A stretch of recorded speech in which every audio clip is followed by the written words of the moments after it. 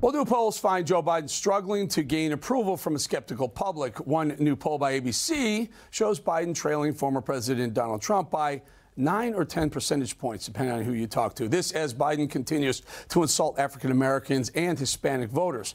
He also sees poll numbers drop among those groups in a new NBC poll. Here now to assess the continued fall of Biden is Donald Trump Jr. Don, good to have you on.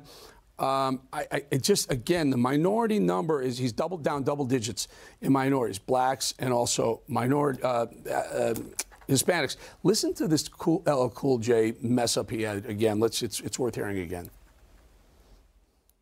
And two of the great artists of our time representing the groundbreaking legacy of hip hop in America, LL Cool J.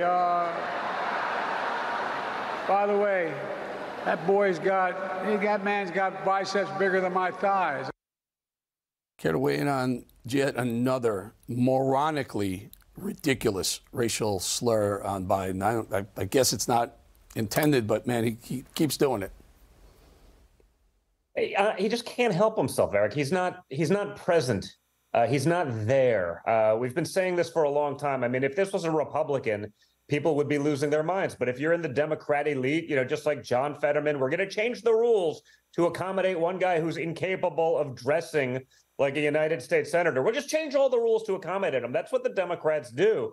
And it's not getting him anywhere. The reason Joe Biden's falling with all sorts of minorities and with everyone else is because his policies are a disaster for them. They're a disaster for working class Americans. They're a disaster for anyone other than Zelensky and the Ukrainian oligarch class that they want to prop up with billions and billions of more U.S. taxpayer dollars.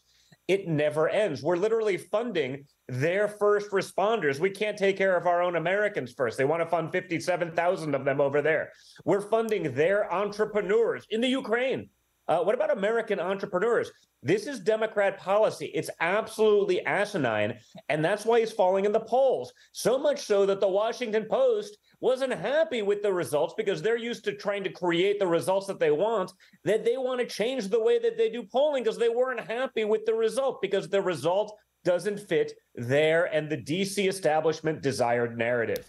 It's amazing you point this out, and this is so accurate. When the poll didn't come out the way they thought it would, they called it, oh, it's an outlier. And there's leftist talking heads all over, Joe Scarborough, all over the place saying, why would you even publish a poll? So what? You don't publish it if it doesn't turn out your way? That's not journalism, that's propaganda.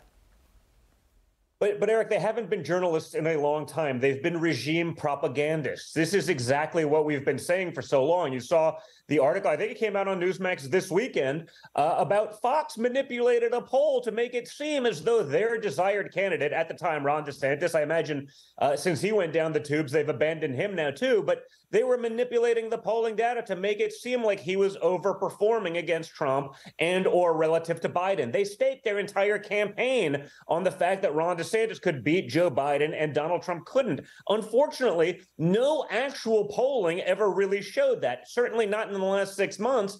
And so, on their reboot of the reboot of the reboot of the reboot of the DeSantis campaign, they got to come up with a new narrative. It's just not working. Americans understand that Donald Trump is fighting for them. They understand what the government, what the deep state, what the weaponized DOJ and FBI is trying to do to Trump is exactly what they will do to any citizen who ever stands in their way. And they realize that Trump is the last line of defense against that level of tyranny in America today. That's a terrible place to be as a country, but it's so palpable. People are getting it, not just people who are watching shows like this, who are into politics, who follow this stuff daily, but people who aren't, people who are agnostic, people who are trying to live their American dream, trying to feed their families under Bidenomics, which isn't exactly working out all that well. They get it. A narrative from the media, the desperation trying to cover it up. You can't lie to people when they see it every day in the grocery stores or at the gas pump. It's not working anymore. You brought up Fox, and this is fascinating to me. Maybe it's a little in the weeds, but you and I know this, and I think most of the people watching right now are into the politics and into the gamesmanship that goes on in politics to understand this. So Donald Trump comes to South Carolina. I'm from South Carolina. I have a house there. Very wisely, very astutely talked about the boating community, the boat builders, and it's a huge industry in South Carolina. Very well. So Fox takes the speech, which normally you don't. Usually it's Newsmax, we're doing it on our own. But they take the speech around 3 o'clock, a few minutes after 3. And I'm watching, we're taking it as well. And then Trump says something about, and he wasn't really talking about, he didn't mention Fox. He simply said that debate where no one really watched. Fox jumped off of immediately, just cut away to it. And I was like, are they that sensitive? I mean, that was just so blatantly obvious. They are that sensitive. They are that sensitive. Just like our government won't let Tucker Carlson talk to Vladimir Putin. You know, maybe we want to hear another opinion. Doesn't mean you have to like him, but let's maybe hear what he has to say. But we want to smother that. They want to smother anything that they don't control entirely. It's why they don't want Trump, because they want a puppet in the White House. It's not about fighting for conservatives for this. They're fighting for their billionaire class, and they put, you know, neocon rhinos like Paul Ryan on their board. They don't represent hardworking conservative Americans. That's not at all what they want. They want that power. They want the proximity to power because that benefits them like it does all of the elite. Again, Trump is the antithesis of that because he's the only one of those people, the only one of those politicians or the people perhaps considered in that group that doesn't actually need those people's money. It doesn't need their love, their attention. And that's why Donald Trump is the only threat to that deep state, to the establishment who's been failing us for far too long. So I was hoping that, given the announcement that Rupert Murdoch was stepping down last Thursday as chairman, he's handing his board seats over to Lachlan James, Elizabeth, and Prudence, that maybe the new era of Fox would be a little bit more welcoming of Trump. But then they pulled away. Hey, Eric, I got news for you. My eyes are rolling in the back of my head so hard. I mean, you know, half those people are just like devout Bolsheviks. I mean, they're left of the most radical people in the world. And if they're on the board of Fox, I imagine it's not getting better. It's only going to get significantly worse. You know, certainly the wives are just you know, avowed leftists. You know, you can say what you want about the others, but you know, RINO-at-best, in my opinion. And yeah, no, it's not going to get better. It's not going to become more objective or fair. You know, they may come around if Trump wins the nomination because that's what's best for them and their wallets and whatever that may be. But, you know, they're not fighting for actual conservatives or for conservatives across America, even a little bit. Does Trump show up at any of the debates? Or, you know, clearly he's not going to come to... I mean, honestly... You've been around this for a long time, right? You're a smart guy. If you're a tactician, you know, do you show up and let, you know, a Chris Christie polling at, you know, 0.03%, you know, Ron DeSantis basically by many accounts polling in the single digits, everyone else basically polling in low single digits or mid single digits.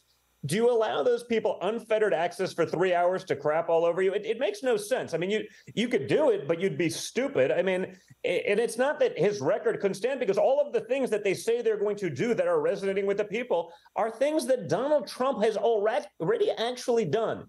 There's one thing in politics, we hear a lot of it, talk. You know, everyone said, oh, yeah, we'll move the embassy. Everyone said, we'll bring back manufacturing. Everyone said, we're going to fight China. We're going to create peace in the Middle East. I mean, every politician in the history of time has talked about those things. Donald Trump's the only one that actually made that happen. And but here's the thing, Don. Here's the thing. Saying that you're going to do it and actually having done it. I have. I've known the man for everyone says they've known him forever. I've literally known the guy for 30. I know he loves a fight, and I've never seen someone that could stand up and knock Trump down. And I'm thinking, yes, no, all the analysts in the world, all the advisors would say, Don, Mr. President, don't go to those debates because you risk a haymaker, you risk a left you didn't see coming, and it could maybe shake the balance a little. But he took Hillary down. They just keep falling one by one. I think it'd be kind of interesting to watch him take on Chris Christie. In the next 16 months, there's going to be plenty of time for him to have plenty of haymakers. Trust me, as someone who has a lot of fun with the memes and the clips and this, and you know, made a de facto living doing some of those things. You know, I'd love to see it too. But again, you'd be foolish, and all you're doing is giving cannon fodder to the Democrats, who are going to take other, you know, whether they're rhinos or not is irrelevant. They'll take it. Oh, look what the conservatives said about Trump for 3 hours. You're giving them the best opposition they could ever come from conservative. It'd be absolutely ridiculously stupid, in my opinion. All right, we're going to leave it there. Donald Trump Jr., really appreciate your time. Thank you very much for joining us. Thanks, Eric.